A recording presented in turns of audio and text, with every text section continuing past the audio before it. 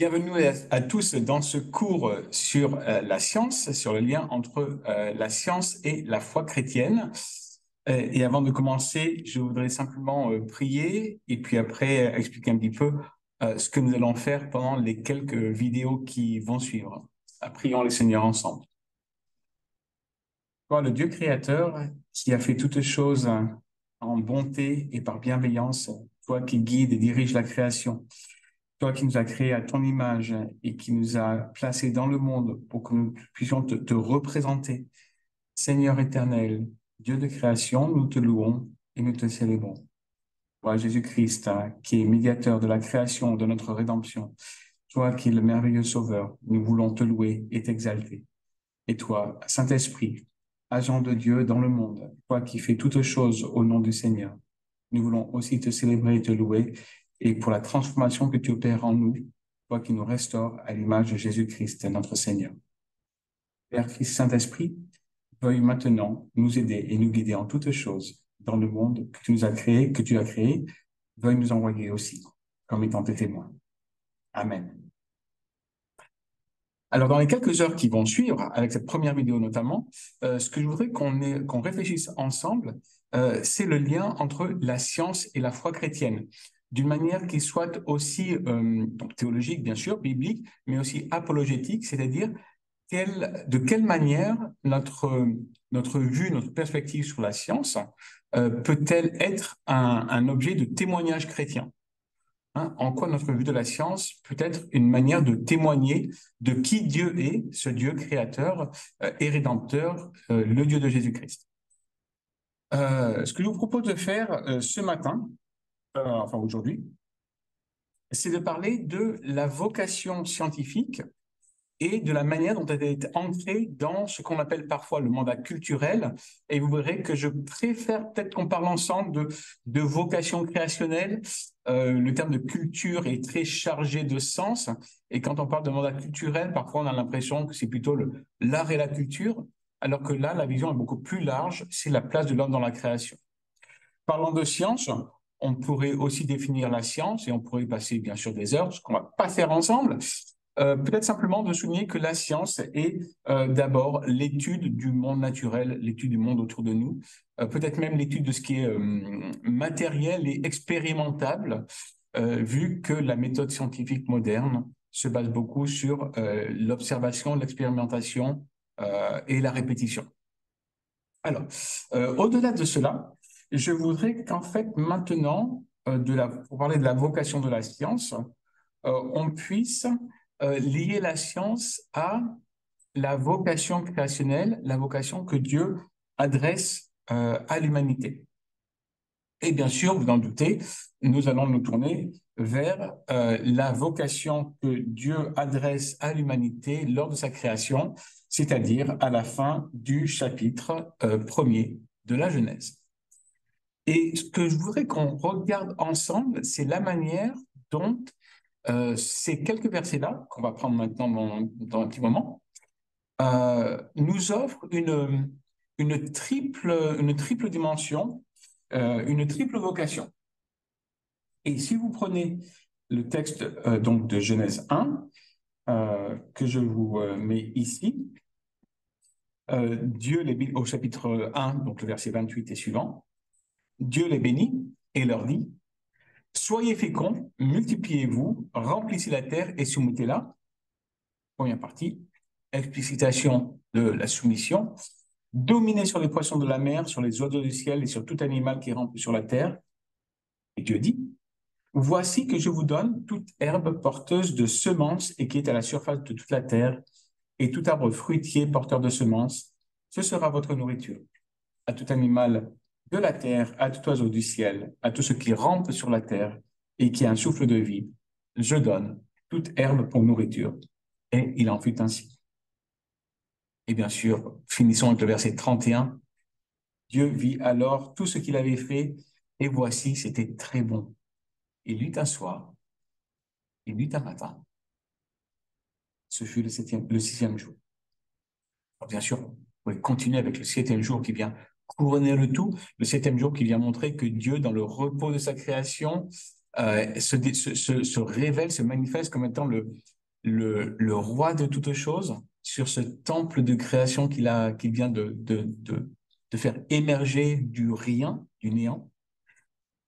Ce qui m'intéresse là maintenant, c'est de montrer que finalement, il y a peut-être trois aspects qui vont revenir petit à petit dans le reste de l'Écriture, et j'en soulignerai un aspect dans un moment, c'est qu'il y a trois dimensions à cette vocation créationnelle.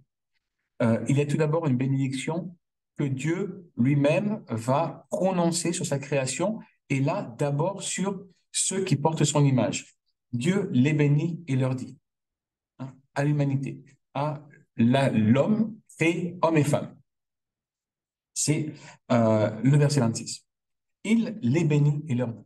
Donc, il y a une parole de bénédiction qui, en fait, va nous lancer, hein, va être l'impulsion vive, le cœur battant de toute la vocation créationnelle. Deuxième dimension, c'est la multiplication. Soyez féconds, multipliez-vous, remplissez la terre. Et là, on est frappé, hein, dans la répétition, comme si l'auteur là de la Genèse voulait bien accentuer le fait qu'il y a réellement une vocation à remplir la terre. Et remplir la terre de quoi? De la gloire de Dieu manifestée dans ceux qui portent son image.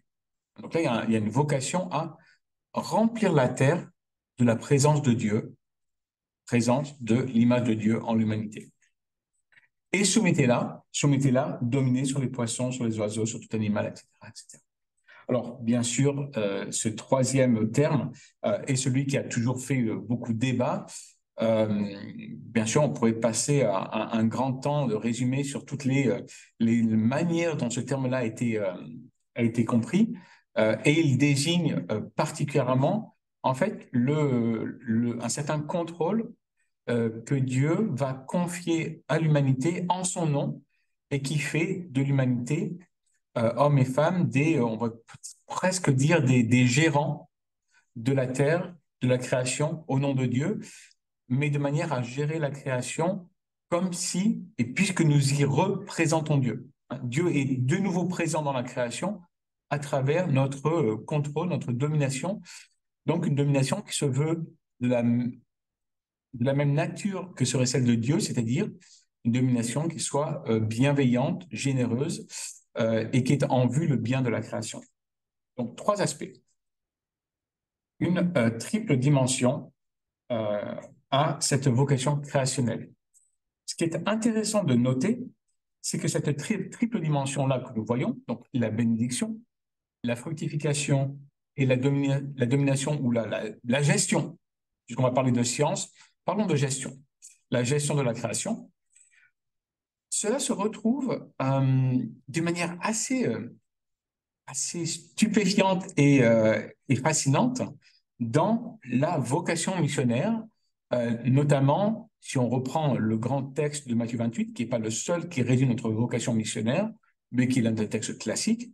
En fait, on peut retrouver là, en Matthieu 28, dans la finale de Matthieu, ces trois éléments de bénédiction, fructification et gestion, domination, contrôle. De quelle manière? Alors là aussi, je vous propose de reprendre le texte.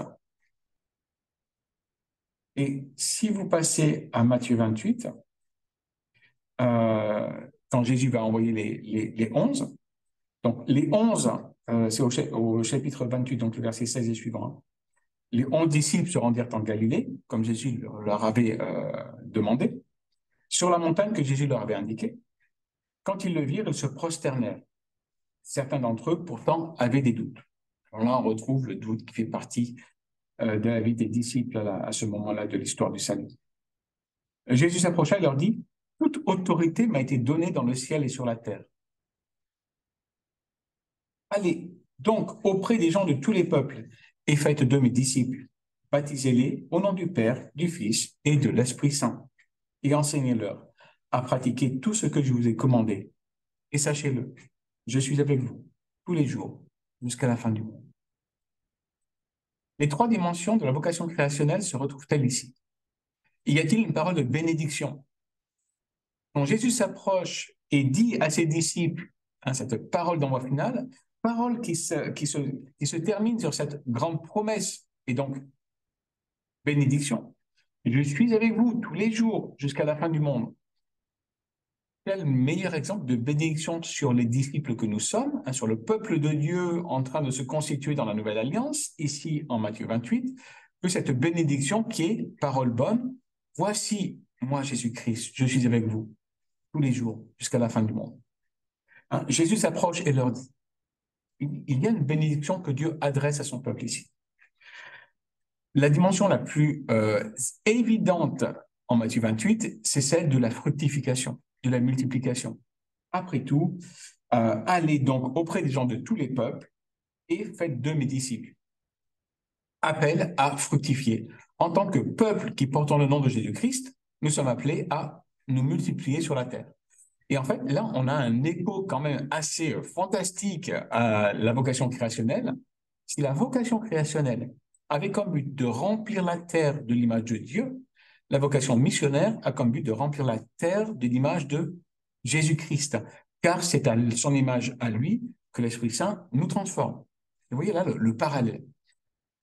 Troisième élément, c'est le contrôle ou la gestion. Et en fait, ce contrôle-là est aussi, en Matthieu 28, identifié par la marque que nous portons.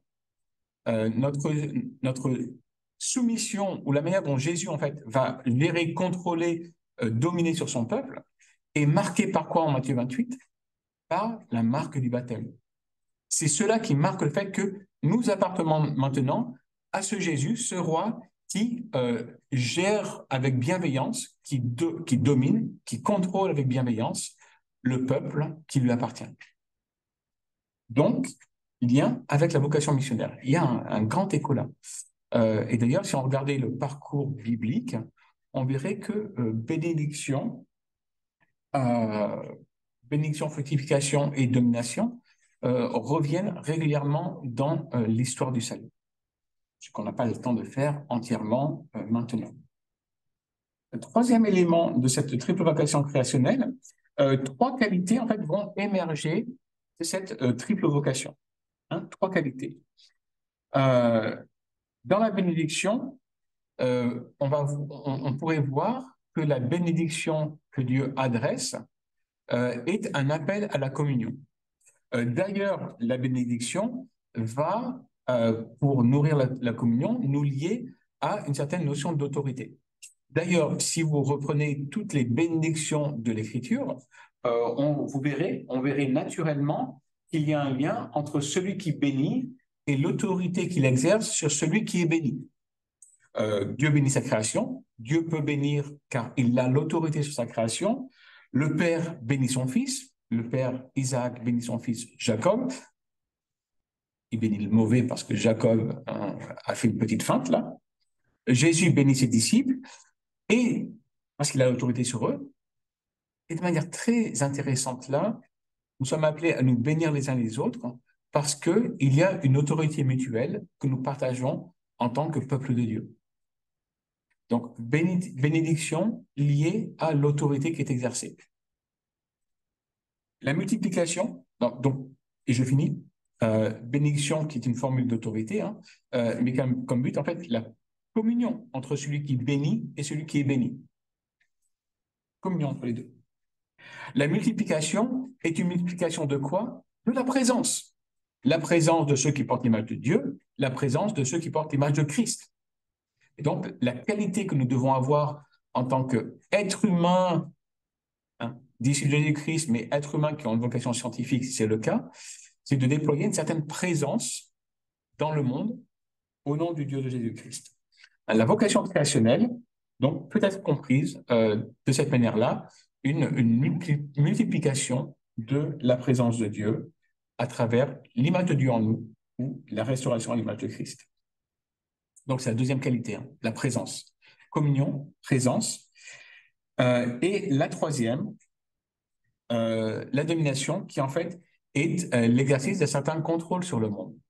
Et il n'y a pas de domination, il n'y a pas de gestion bienveillante de la création sans un certain contrôle. Et De la même manière, vous savez que la manière dont Christ déploie son règne sur son peuple est en exerçant un certain contrôle, notamment le contrôle qui est la règle de l'amour. L'amour fraternel. À ceci, vous verrez, hein, le monde dira que vous êtes disciples si vous avez de l'amour les uns pour les autres.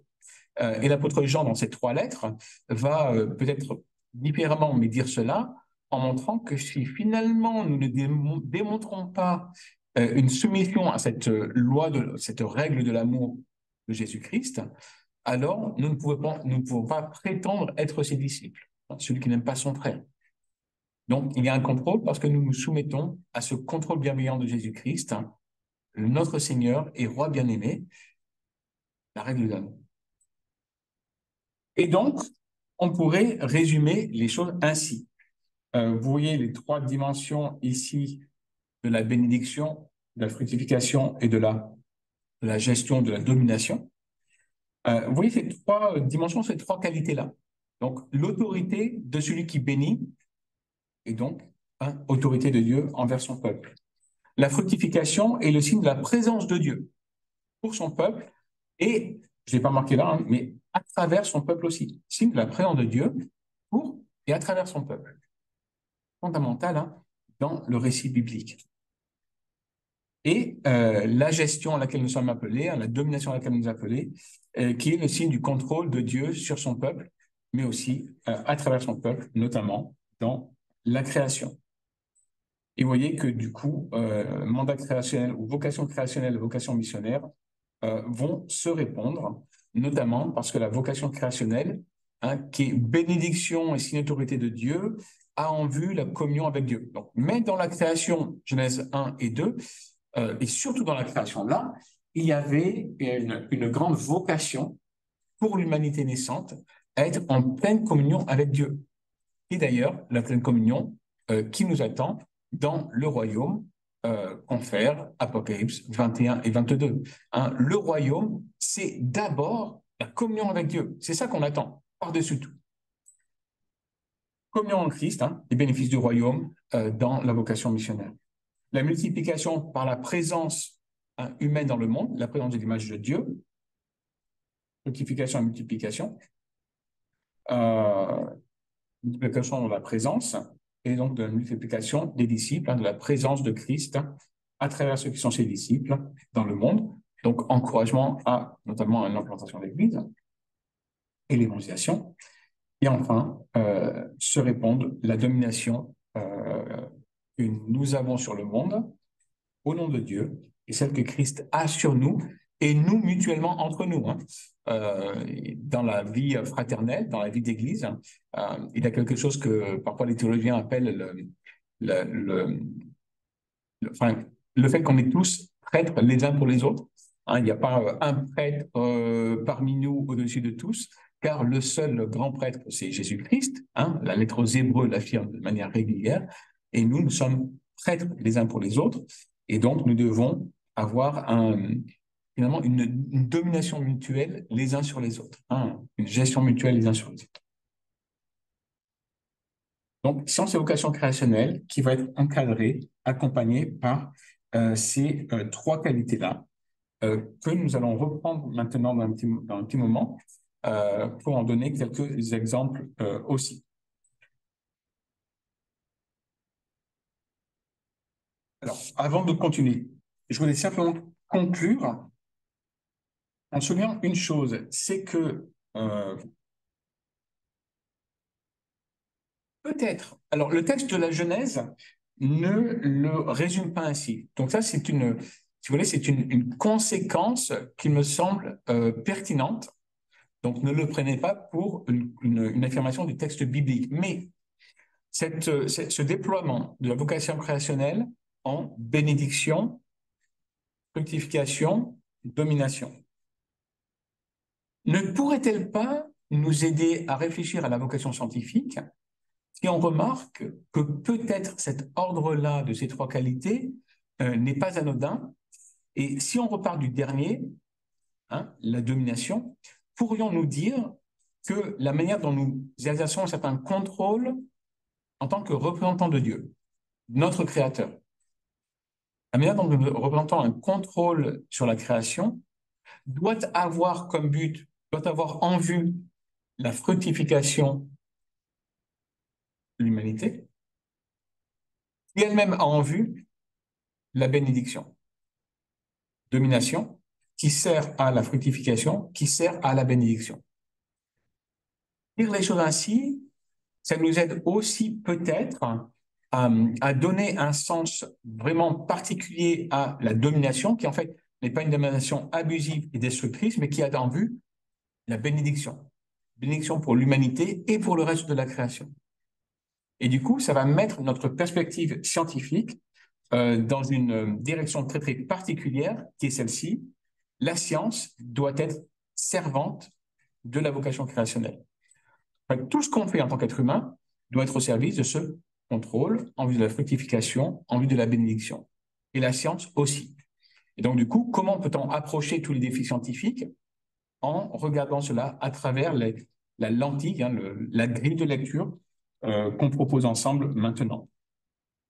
Comme quoi, c'est une conséquence, je pense, de ce texte-là, même si l'écriture elle-même ne le présente pas ainsi. Alors, maintenant, ce qu'on voudrait qu'on fasse dans les dernières parties de cette petite vidéo ce matin, désolé, aujourd'hui, c'est de reprendre les termes et de donner quelques exemples, en fait. Donc, par exemple, la bénédiction, hein, qui a comme vue qui est liée à l'autorité, bénédiction et autorité, et qui a comme objectif de lier en communion les deux parties, celui qui bénit, celui qui est béni. Et d'ailleurs, si on se bénit les uns les autres, c'est un encouragement à la vie, la communion fraternelle. Là, il y a quelque chose de fort aussi que nous sommes appelés. Alors, il y a plein de dimensions et d'entreprises scientifiques qui, en fait, manifestent une autorité que l'homme va avoir dans le monde.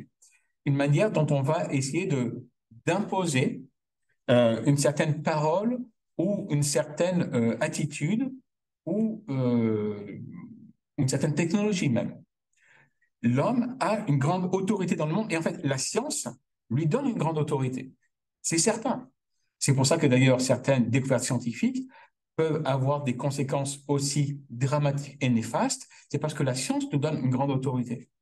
Et c'est pour ça que le péché en nous, le désir de puissance, le désir d'argent, d'amasser de l'argent constamment, est un grand défi et met en danger la pratique scientifique.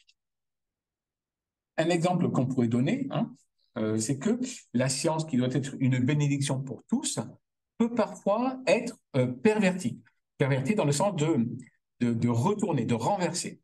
Un des exemples qu'on peut donner, un exemple très contemporain, c'est celle du data mining. Hein, donc, j'ai trouvé que ce petit truc-là en anglais. Donc, je suis désolé, hein. Vous pourrez chercher, il y a plein de choses en ligne qui résument très clairement ce que c'est. Brièvement, data mining, c'est quoi? C'est la manière dont on va pouvoir, avec les outils informatiques très puissants actuels, amasser une masse de données phénoménale à travers plein d'outils d'ailleurs, masse de données phénoménale pour pouvoir en tirer des applications théoriques et pratiques. Par exemple, on va pouvoir rassembler des millions de données médicales en vue de l'amélioration de certains traitements ou en vue d'une meilleure compréhension des populations à risque par rapport à telle ou telle maladie ou déformation génétique. Et donc là, il y a quelque chose de bénéfique, de bénédiction pour tous. Ce data mining peut effectivement être une bénédiction pour toute l'humanité. Cependant, dans un monde déchu, et nous qui sommes des êtres humains pécheurs, il y a aussi des grands dangers à l'abus de l'autorité que cette forme-là de science peut donner. Puisque, notamment dans la sélection hein, des données et dans le traitement des données, il peut y avoir quoi? Des problèmes liés à l'utilisation des données personnelles et au stockage des données personnelles. c'est un grand, un grand point là sur lequel les lois internationales, la loi française met beaucoup d'accent. Et d'ailleurs, en Église, du coup, ça doit nous encourager à faire attention à la manière dont on conserve les données personnelles, vous savez, sur les fichiers, le fichier des membres de l'Église, etc. Là, il y a une attention particulière légale à avoir. Donc, j'attire votre attention là-dessus, par exemple. Euh, il y a une manipulation des données qui peut être faite aussi. Il y a une marchandisation des données qui peut être faite. Donc, le data mining n'est pas mal en soi, mais il peut être renversé, perverti. Mais il peut être en soi une marque de l'autorité en vue de la bénédiction. Domination et contrôle. Et la fructification, je la ferai en dernier. Force est de constater que la science donne aussi, parce qu'elle nous donne une certaine autorité, nous donne aussi une certaine manière de contrôler et de dominer dans le monde. Elle nous donne une manière aussi de nous installer, donc il y a une notion de présence là même, j'anticipe un petit peu, hein, euh, mais elle nous donne un certain contrôle. D'ailleurs, l'être humain essaie toujours de contrôler un petit peu son environnement par des technologies diverses, variées et toujours nouvelles et plus efficaces. Ça aussi, ça fait partie quand même de ce que nous sommes en tant qu'être humain. Nous cherchons toujours à déployer un certain contrôle dans le monde que Dieu a créé. Et cette tentative de contrôle, hein, de diriger la création, voire de la modifier, est accentuée par ce grand renversement, cette grande opposition que le péché va introduire dans le monde, où il y a une certaine disharmonie, voire même une certaine tension, inimitié, opposition qui est introduite dans le monde. L'être humain, peut-être même, on pourrait dire, n'est plus totalement à sa place, ne se sent plus totalement à sa place dans la création, a une relation presque de survie dans la création parce qu'il y a quelque chose qui est introduit dans le monde. Il y a une rupture entre l'homme et son environnement qui est introduite en Genèse 3. La création ne disparaît pas, mais la vie harmonieuse à laquelle l'homme était appelé est compromise. Et donc, il n'est pas étonnant de voir que dans le monde dans lequel nous vivons, euh, la science, les outils scientifiques, parfois vont nous conduire à changer, modifier la création, ce qui n'est pas en soi néfaste et illégitime, même si trop souvent, on va avoir tendance à vouloir recréer la création, donc la contrôler pour la faire à notre image. Et c'est là que se trouve le plus grand risque. Et vous pouvez voir un exemple de cela dans le courant du transhumanisme. Transhumanisme qui veut, oui, effectivement, recréer l'être humain dans une autre image. Et de l'être humain qui est créé à l'image de Dieu, le transhumanisme, très souvent, presque tout le temps en fait, hein, va donner l'impression de vouloir le créer à son image. Donc l'homme veut se recréer à sa propre image. Mais dans le monde du 21e siècle, comme l'être humain ne sait plus qui il est, on va le recréer à l'image de quoi? Point d'interrogation. On ne sait plus qui nous sommes. Et donc, on va se recréer à l'image de rien. D'une machine, d'un langage informatique. Qui sait? Et là, vous voyez que le contrôle que le transhumanisme essaie d'imposer sur l'humain met en danger la nature même de l'humanité créée à l'image de Dieu. Là, il y a vraiment un danger fort. Alors, je parle du transhumanisme parce que je connais un petit peu, mais il y a un autre exemple qu'on pourrait prendre euh, qui est peut-être plus lié à une autre forme de science, hein, la science des écosystèmes.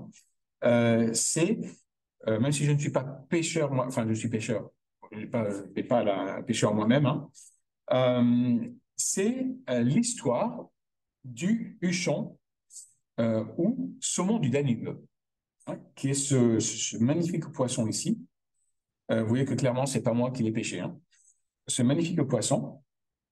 Et l'histoire de ce poisson-là, entre le 18e et le 20e siècle, reflète un petit peu la manière dont l'homme domine nécessairement dans le monde et parfois avec une conséquence qu'il n'a pas voulu négatives, mais qui l'ont été quand même. On contrôle une certaine partie du monde et parfois avec des conséquences néfastes. Le Huchon, au cours du 19e siècle et début du 20e, sa population dans le Danube a drastiquement baissé jusqu'à presque pouvoir être considérée comme extincte. Il n'est pas, c'est pas une espèce qui a disparu. Elle n'était pas officiellement en voie de disparition. Et cependant, le nombre de population était tellement bas qu'on risquait de se diriger vers une disparition de cette espèce-là de saumon. Que s'est-il passé? Eh bien, ce qui s'est passé, c'est pas qu'il y avait eu un nouveau prédateur qui a détruit l'environnement, c'est pas qu'il y avait eu une pollution du Danube qui avait conduit à l'extinction quasi de cette espèce-là, c'est que l'homme avait exercé un contrôle sur la création de cette manière-là. Le Danube, grande voie de communication fluviale, notamment jusqu'à la mer Noire à partir des grands bassins industriels qui longent ce fleuve, et notamment à partir de l'Allemagne. Il y avait eu, à partir, vous voyez, du début du XVIIIe siècle, des grands projets d'amélioration de ce cours fluvial. Et pour améliorer la navigation, qu'est-ce qu'il avait fallu faire? Ce qu'on a décidé de faire, de rendre le Danube, qui comme toute rivière hein, est comme ça, de le rendre comme ça. Eh oui, beaucoup plus efficace et facile de naviguer un fleuve qui est droit comme une règle que les méandres d'un fleuve naturel. Et donc, vous voyez que 4 photos que j'ai trouvées, que vous trouvez en ligne, hein, entre 1715, la version naturelle du Danube, on a commencé à aligner le fleuve. Alors, ce n'est pas sur tout le cours hein, du Danube, mais régulièrement, sur les tronçons du Danube, on a aligné de manière droite. Et vous voyez un exemple ici. OK. Pour des raisons économiques qui étaient légitimes. Hein. Ce n'était pas illégitime qu'on contrôle sur la création.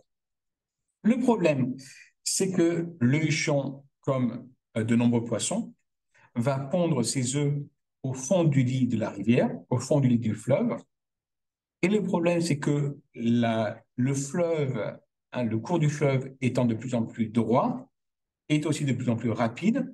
Dans certains endroits, était aussi plus restreint, ce qui a conduit, en fait, le cours d'eau à à emporter avec lui les œufs que pondait le saumon du Danube, qui pondait aussi ses œufs dans des endroits qui ont disparu, hein, près des bords des rivières, dans les herbes et les longs qui étaient là sur le bord. Et ces digues étant été retravaillées par l'être humain, les œufs du huchon ont disparu et donc pas de nouveaux individus de cet espace-là de poissons et donc petit à petit disparition du huchon. Heureusement, l'histoire ne finit pas là. Donc vous voyez quand même contrôle légitime et négatif. Donc légitime et négatif, c'est la tension en fait. L'être humain dans le monde est un être humain en tension parce que parfois la manière dont on va exercer un certain contrôle va être un danger pour la création. Donc, nécessité d'équilibrer notre besoin de contrôle sur la création et le soin de la création. Alors, pour la petite histoire, depuis plusieurs années, depuis une dizaine d'années, je crois, euh, je sais pas si c'est une organisation de sauvegarde, hein, je crois, je suis pas certain, mais on réouvert certains des canaux parallèles là. Donc la voie fluviale est toujours bien présente et droite, donc toujours commerce fluvial très développé, et en même temps la réouverture des canaux parallèles fait que le champ peut de nouveau trouver des endroits pour la ponte et donc la remultiplication des individus. Ce qui veut dire aussi que le contrôle que nous avons dans la création, s'il peut parfois, même s'il est légitime, être négatif, c'est pas une fatalité, car nous pouvons trouver par la, même la bonté que Dieu exerce envers nous, hein, en nous donnant les moyens, en nous permettant par grâce commune, hein, la bonté commune de Dieu qui va faire en sorte que notre capacité scientifique et imaginative à essayer de trouver des solutions aux problèmes là de cet écosystème, cela peut nous encourager à aller de l'avant. Donc, premier exemple euh, pour cette domination-contrôle-là. Et puis, la multiplication de l'être humain dans le monde, hein, la multiplication de sa présence, comment sommes-nous, comment occupons-nous la création? Là aussi, il peut y avoir des aspects positifs et négatifs qui nous appellent, là encore, à réfléchir à cette vocation scientifique qui est au service de la vocation créationnelle, laquelle vocation créationnelle va avoir comme terme englobant, quoi? La bénédiction. Car c'est la bénédiction que Dieu adresse à l'humanité. Et c'est la bénédiction qui va en fait encadrer le tout. Et donc, chrétien, disciple de Jésus-Christ, scientifique peut-être en même temps. Comment est-ce que tout dans ma science va être au service de la bénédiction que Dieu veut que nous soyons dans la création? Voilà, ça c'est la question même d'apologétique, de témoignage chrétien. Comment est-ce que nous allons, dans notre approche de la science, être une bénédiction? Car c'est cela à laquelle la foi chrétienne nous encourage quand on se pose la question de savoir comment nous sommes présents dans la création. Bénédiction. Pour ce qui est de notre présence, qui est parfois liée au contrôle qu'on exerce dans le monde, qui est lié à l'autorité qu'on a dans le monde, hein, les trois sont liés. Plusieurs exemples que je pourrais donner en terminant cette première vidéo ensemble. Il y en a peut-être trois. La première, c'est que la multiplication des êtres humains pose une question particulière à laquelle va répondre un type de science, la science du planning urbain. Le planning urbain, en fait, est une entreprise scientifique. Si certains d'entre vous sont dans ce domaine-là, vous savez que c'est une science. On ne se jette pas dans le planning urbain simplement en disant, alors où c'est qu'on pourrait construire un nouveau quartier, un nouveau lotissement? C'est beaucoup plus complexe que cela. Cela pose la question de la présence de l'homme. Présence de l'homme au sein d'un environnement sur lequel on exerce un certain contrôle et auquel on est attentif pour ne pas avoir une présence, nous installer là où il y aurait des conséquences dramatiques. Et c'est parfois le cas. Dans la vallée de la Loire, par exemple, je crois que je ne sais plus quelle ville c'est, où on a occupé le sol à la fin de de la Deuxième Guerre mondiale de manière provisoire, ce qui est compréhensible, hein. Reconstruction en France après la Deuxième Guerre, on ne va pas chercher à faire plus que du provisoire dans un premier temps. Le problème, c'est que, vous le savez comme moi, souvent le provisoire s'installe dans la durée et du coup, on s'est installé dans des zones inondables. De la même manière que certains quartiers de Lausanne sont maintenant dans des zones à risque, aussi à cause de la situation géographique de Lausanne, et pas simplement de la seule occupation développement du planning urbain. Mais il est question de présence dans cette grande science qu'est le planning urbain. Et là aussi, ça doit avoir comme objet la bénédiction. Et en même temps, parce que nous sommes pécheurs, l'attrait de l'argent peut pervertir, renverser, détourner cette vocation merveilleuse qu'est le planning urbain. Et je peux fermer les yeux sur un projet immobilier porteur pour ma ville ou pour mon propre compte en banque même si il y a certains risques attachés au développement immobilier dans telle ou telle région, quartier euh, ou bassin. Parfois, c'est pour des raisons qui sont légitimes, qui ne sont pas simplement le gain personnel. Il peut y avoir un projet de développement économique de la ville qui aura des répercussions bonnes pour, par exemple, le budget de la ville en vue de la construction de logements sociaux. Et cependant, l'équilibre risque et bénédiction doit être bien envisagé. Et donc, c'est pour ça qu'il faut continuer de prier pour tous les responsables civils qui sont notamment en charge du planning urbain. Donc, c'est un appel à la prière. Autre exemple que je pourrais donner, vous voyez qu'il y a plusieurs fois des exemples liés aux écosystèmes animaux. Alors, c'était mon premier amour, euh, notamment l'écosystème des montagnes. Donc, la place du loup est quelque chose du loup en particulier, qui me tient à cœur. Et la présence humaine, là aussi, c'était pas une volonté de détruire l'espèce, mais la présence humaine a conduit, dans certaines régions, y compris en France, à la disparition euh, des, euh, des individus et de ces espèces-là, qui sont ensuite réintroduites et qui, bien sûr, alors c'est tous les débats actuels, hein, et des loups qui sont, bien sûr, ne se conduisent pas comme des êtres humains et ne vont pas forcément respecter les barrières écologiques et géographiques qu'on leur impose. Et c'est pour ça que maintenant, il y a un ensemble de débats sur la présence des loups aux portes de Marseille. Il ne faut peut-être pas s'imaginer que les loups vont ravager Marseille et transformer Marseille en ville apocalyptique non plus. Euh, donc, disparition du loup, qui en fait et réintroduction est une présence de l'homme au sein de la création. La présence de l'homme au sein de certains écosystèmes animaux va être un défi, un problème, un danger pour les autres espèces, parce que nous sommes parfois un danger pour les autres espèces, c'est vrai, déjà qu'on a un danger pour nous-mêmes, mais on peut être aussi une bénédiction pour les autres espèces en gérant l'écosystème d'une manière équilibrée, saine et responsable. Et c'est un appel, là aussi, merveilleux, qui est celui de la gestion des écosystèmes.